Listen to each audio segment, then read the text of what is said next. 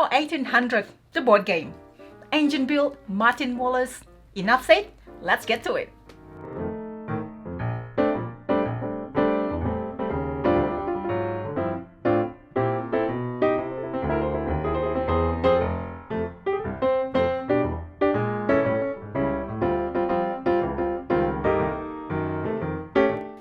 Hi, it's Tarrant. And Stella from Meeple University. Today I'm very excited to talk about Anno 1800, the board game. I played the PC game, but in this video we are going to just talk about the board game. Now we also have another video for how to play for the board game and a different video to compare, kind of like just a light comparison of the board game and the PC game. So let's talk about this, how this game works quickly, Tarrant. Yep, so this is the Anno 1800 board game. We're showing you the German version here, but it is pretty well language independent. You can see it's mostly icons here. And it's a big industrial civilization building game. Plays multiple players because interaction and trade between players is a critical part of it. And fundamentally, most of the game you're spending building up your industries. So these are all the industries that you can build. Let's say I wanted to make a brewery, because who doesn't? I need wheat and coal, and then I've got these workers up here, and I send my farmer to go and work in the wheat farm, and I send my craftsman to go and dig out some coal, and that's what I need to build my brewery. And oops, I knocked cubes everywhere. And there we have it. Now I've got a brewery, and now I can activate that with a labourer, because that's the sort of worker that does that. And you can do that to build up all of your industries. So there's a huge range here, some basic industries. They build up to a little bit more technological, and then some real luxury stuff. That's a major part of the game. You also build up your population, so you're essentially like in most of these civilization type computer games. You build up houses for citizens to come into, and you've got citizens of different levels of education, all the way up to sort of engineers and investors, and they can activate your better industries. But you also get these cards for them, and this is where most of your points come from. So each citizen has a series of industries that they want, and if you spend a turn giving them those those resources, if you spend a turn giving them those resources, they'll score points, and that's where a major part of your points is going to come from. And these are different for each one, so you can see different ones here. You can even get the exploration token, which lets you explore more. Yep, so there's a major shipping element to the game. You can build docks and ships. Ships will give you trade tokens that you can spend to use the industries other players have built. And exploration tokens will give you, and it's good to be traded with because you will gain gold out of that, which gives you some more flexibility. And then there's also exploration, which will let you expand your territory with more land, or go to the new world. Goes like there on the side of the board. Go to the new world where you can get some new world type resources. Go on expeditions, which can give you some additional points for your cubes and things like that. So that's the basics of the sorts of things you're trying to do in the game. The game plays extremely quickly. Sorry, let me say that again. The game plays extremely at a high pace, because on every turn you take a single action, and almost all of the actions are very quick. Most of them, I showed you one right there. It involves moving a couple of cubes onto industries and taking a tile. The full game itself will play over a few hours. It's a little bit longer, but there's not very much downtime because it's pretty quick. All the actions are very quick. You're being given gold as people are trading with you. So that is basically the quick overview of the game. Yep. Now we played this game when it was in prototype version. It was very close to.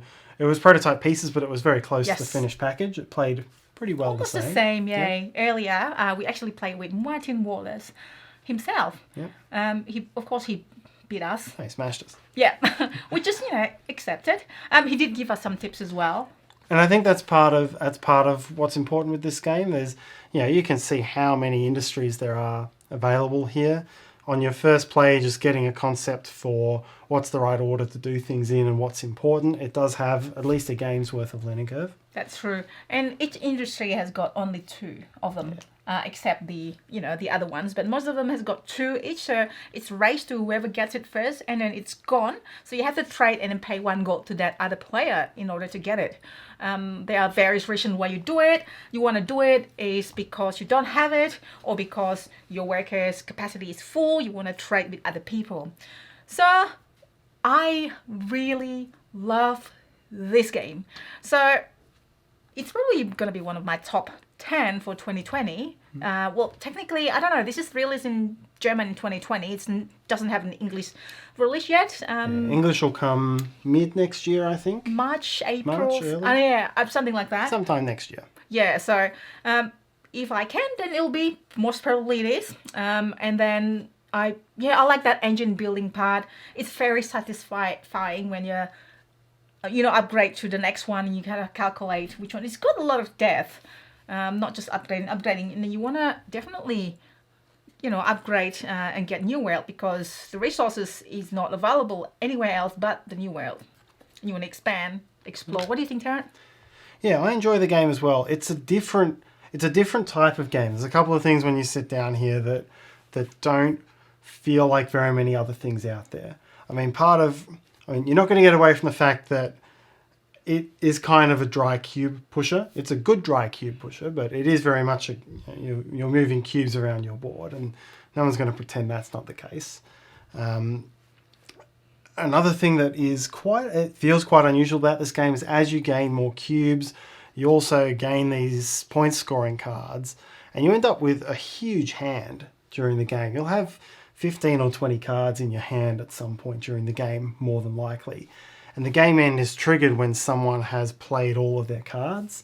And you get through the mid phase of the game and you're just thinking, how is this ever going to end? We've got all these cards. But then at the end, once all the industries have been built and people have got enough trade tokens once all the industries are built, then you can complete all your cards because all the industries are out there. You just need to have the right amount of trade to make that work. And so that element of the game, because there's also some bonus points for finishing it first. Correct. That element feels unlike most other things I've played. That's actually true. So it's there are also extra endgame objectives which you put aside there. Yep. So yes, each game's a little bit different because you'll play with some endgame cards. Are we looking at us?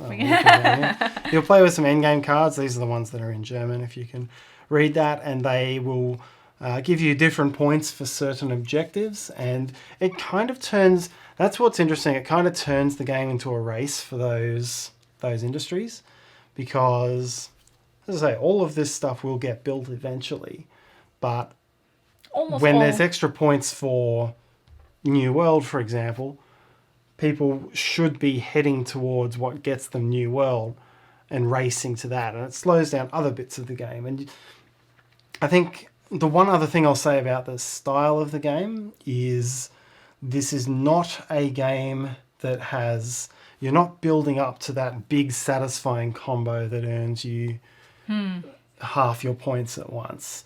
This is a slow build type of game. You're accumulating, and if you've done a good job on your engine in the first half, then you can probably accumulate your way to victory. It's the sort of one where if someone has got a lead two-thirds of the way through the game, yes, you don't know it because you haven't counted up the scores, but that is probably going to end in a victory. So you don't get a lot of games like that. I think most of the games that are successful on the market are those big escalating combos. But there's something nice about a little accumulation game, particularly when you're taking these. It fits with the style of taking all these little actions and a quick-paced game of lots of little actions. It feels like you should be accumulating. Well, again, this is a civilization building. I can tell. I'm not going to tell you much about the PC game, but it feels a bit like that as well. I just, give you a quick spiel. It feels a little bit like the PC game where there's no big escalation, I think, so far. So it's like little by bit civilization building. You build this one, you have to build, balance it with this one and this one, this one. I guess that's kind of like borrow itself from the PC game, I guess. Yeah. Yeah, it probably is a little bit in style to that PC game. Yeah. So that is it. Anything else that you want to say? I just know that I like this game. It feels a little bit different than other Martin Wallace game, I feel. And that race is very just like, especially this one, I can feel it. You gotta have to have certain things like this one. There's only one slot here. If it's gone, it's gone.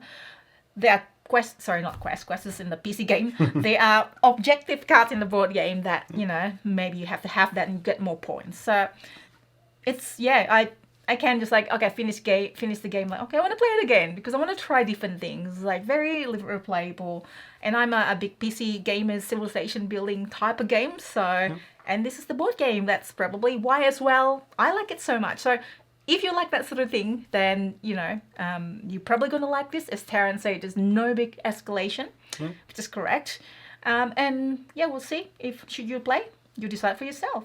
Don't forget, we also have the full how to play if you want to find out a bit more about Anno 1800, the board game. And we have the comparison video for a board game and the PC game. If you're interested, if you maybe have played the PC game, or you want to play the PC game maybe, or just want to curious and finding out how it goes. So there you go. So as usual, if you can please help us, hit the like button. If you find this video useful somehow, it will really help us. And subscribe to us if you haven't already done so. You can also hit the Meeple in the corner to subscribe to us. And I am also on social media, especially Instagram. So you can follow my board games journey there. And hopefully I'll see you next time. Bye!